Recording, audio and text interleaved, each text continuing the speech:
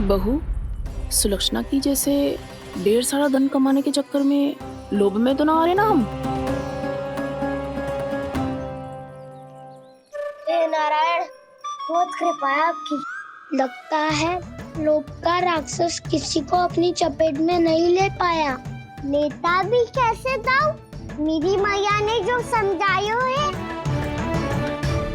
क्या लगता है यशोदा, इन्हें समझ आया होगा? आशा तो यही है, और अब भी ना समझी तो फिर तो नारायण भी ना समझा सकते। सुनो, दोपहरी में हम सब मिलेंगे। दोपहरी में? तो क्या तू तब निश्चित करेगो कि आज किसके यहाँ जाना है माखन? आज कोई माखन चोरी नहीं होगी। क्षमा करना राव, भैया के का समझाने के बाद भी जिसके समझ में कछु ना आई होती उसके घर चोरी तो करनी पड़ेगी आज।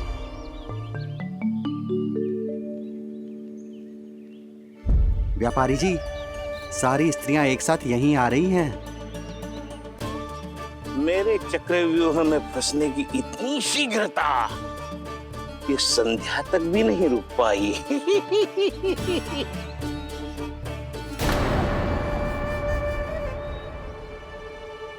पर ये आपके तरफ ध्यान क्यों नहीं दे रही हैं? लगता है गोकुल की रानी ने इनको पाठ पढ़ा ही दिया। अब आपको ही कुछ करना होगा व्यापारी जी। करूंगा, अपनी चाल सबसे अंत में चलूंगा, किंतु अभी उनके लिए एक घोषणा ही पर्याप्त होगी। तुमने सबको सूचित तो कर दिया है ना कि सबको अग्रिम धनराशि मिलेगी, वो भी दूध, दही, माखन, घी बेचने के बाद नहीं, वो पहले ही मिला करेगी। वो भी केवल एक दिन की नहीं, पूरे सप्ताह की। मैं बिल्कुल सही कह रही थी। यशोदा जी और नंदराज व्यर्थ ही चिंता कर रहे थे। यदि व्यापारी जी के मन में कोई मैल होता तुझे अग्रिम धन राशि थोड़ी ना देते। बात तो तुम सही कह रही हो सुलक्षणा।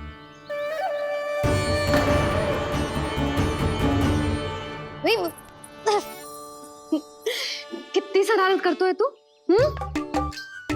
काजल लगाने दे मुझे। भैया पहले मुकुट लगाओ ना।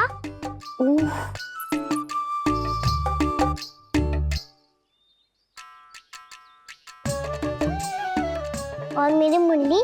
हाँ हाँ रुक जा, ले बस होगा प्रसन्न। भैया मैं ना चाहता मैं इसे फिर से भूल जाऊं, नहीं तो कड़ी धूप में इसे लेने वापस लौटना पड़ता है। चल अब बैठ जा, अब मुझे काजल लगाने दे लेना। भैया इतना सारा काजल मत लगाओ, छोटा सा बालक लगता हूँ मैं। आहा, नखरे तो देखो, इतना सज धज के तो तेरे बाबा भी ना जाते बाहर, दृष्टि लग जाएगी लल्ला।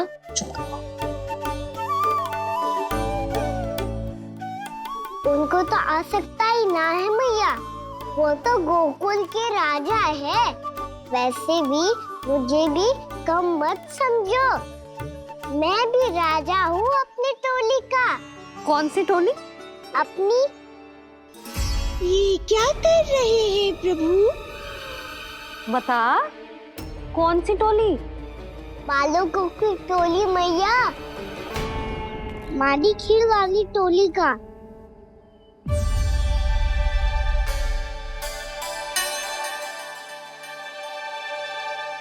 क्या हुआ जी?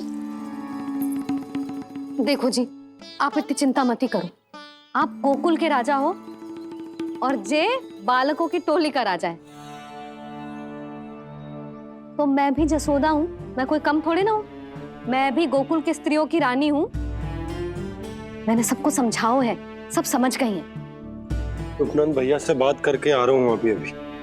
पता चलो है कि उस व्यापारी ने अग्रिम राशि का लोभ दिया है सबको। मुझे ना लगता तुम्हारे समझाने का कोई लाभ हो।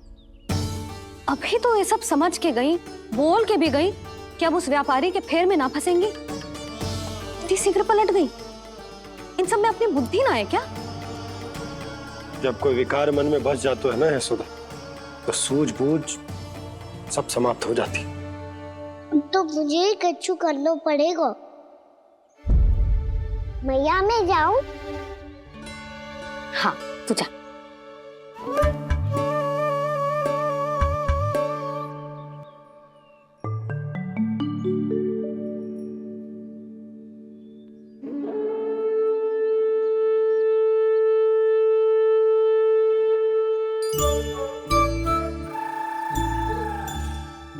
बहुत बड़ी समस्या हो गई है सखाओ। कैसी समस्या? लोभ का भयानक राक्षस कहीं ना गए हो, वो अभी भी यही है।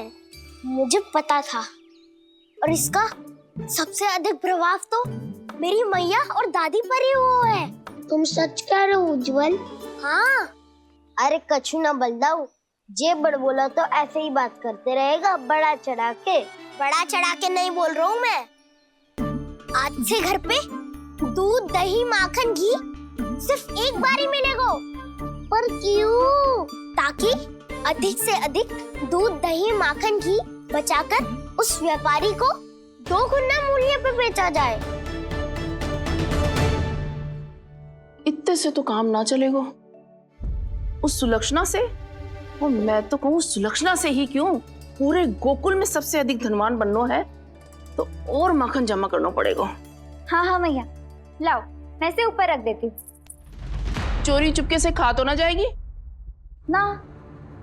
तेरी घबराहट बता रही है कि घर से निकलने से पहले तूने थोड़ो माखन तो खाया है। सच्ची बोल। ना ना मैया, मैं क्यों माखन खाऊंगी? मैं भी तेरी मैया हूँ लाली, माप के रखो तो मैंने।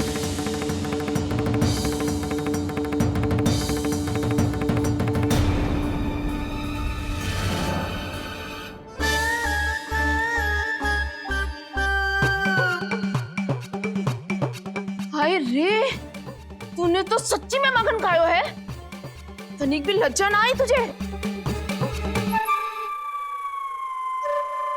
असत्य बोलने से पाप लगता है मैया, और जितनी बार आप माखन नाप रही है उतनी बार डंडी पे लगा माखन आप स्वयं चाट रही है, और दोष मुझ पे दे रही है। वो तो बस मैं इसलिए चाट रही थी कहीं व्यर्थ ना जाए। और तेरी जीभ है कि तीखी मिर्ची। एक तो मैया से बहस करती है और चोरी चुपके स्वयं खा के मैया पे दोष भी धरती है। हे नारायण, कैसी बहू दी है मुझे। जा दूर हो जा मेरे कक्ष से, और माखन के तो आसपास भी दिखने की आवश्यकता ना है। इस चटोरी को तो कोई भरोसा ना है। माखन को तो सुरक्षित स्थान पर रखना पड़ेगा।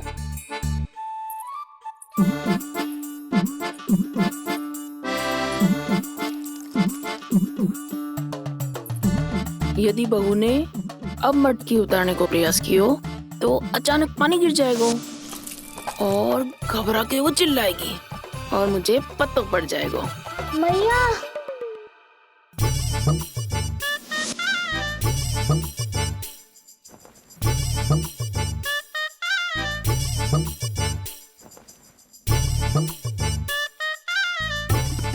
ये माखन तो मैं किसी को छूने भी ना दूंगी, तभी तो बनूंगी धनवान, बहुत धनवान।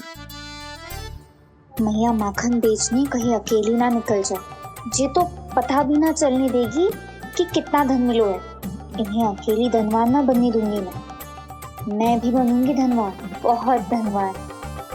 पहले तो जब चाहे तब भरपूर माखन खा सकता था, पर अब दोनों तो ऐसे संभाल के रखती हैं कि जैसे माखन की मटकी ना स्वप्न का कलश हो। मेरे यहाँ भी ऐसा ही हो रहा है। नारायण का बहुत बहुत धन्यवाद। नंदजी और जशोदा जी की बातों में आने से पहले ही सत्य का पता चल गया।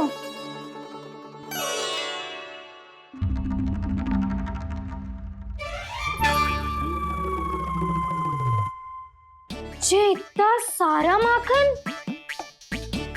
दृष्टि मत लगा, पेट पे पट्टी बांध के रात रात भर भूखा रह के बड़ी कठिनाई से माखन इकट्ठा किया है जे। तो क्या आपने निर्णय ले लियो है कि आप उस व्यापारी को वचन दे दोगी? अरे जब द्वार पे साक्षात लक्ष्मी जी हो तो द्वार बंद ना करते बावली। तू अभी छोटी है, मैं तो कहती हूँ तू भी अपने भविष्य के बारे में अभी से सोचना आरंभ कर दे। कटौती तो मेरे घर पे भी आरंभ हो गई है खाना। वो मैया ने कहा है या दूध चाहिए या दही चाहिए या माखन चाहिए, जो भी चाहिए एक ही बार मिलेगा।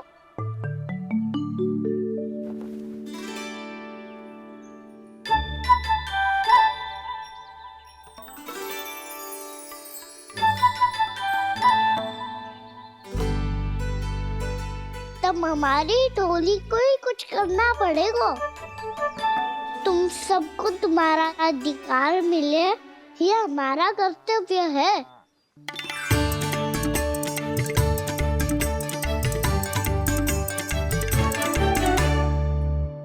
अब हम कछु ना कर सकते यशोदा। यदि अब मैंने उन्हें रोको तो उन्हें लगेगा कि मैं उनसे उनकी उन्नति का अधिकार छीन लूं। दूध दही माखन पे सबसे पहला अधिकार बछड़ों का होता है, फिर घर के बालकों का, और ये अधिकार हमें दिलाना चाहिए, है ना दाऊ? मैं सब समझता हूँ कान्हा, तुम मुझसे इसलिए पूछ रहे हो ताकि तुम माखन चोरी की योजना बना सको, पर मैं तुम्हारा समर्थन नहीं करूँगा। पर दाऊ ना, पिछली बार तुमने ही कहा था ना कि हम ये चोरी केवल वानर महाराज की सहायता के लिए कर रहे हैं। लो, वानर महाराज भी आ गए हमारा साथ देने। आज कोई किसी का साथ नहीं देगा, आज कोई किसी का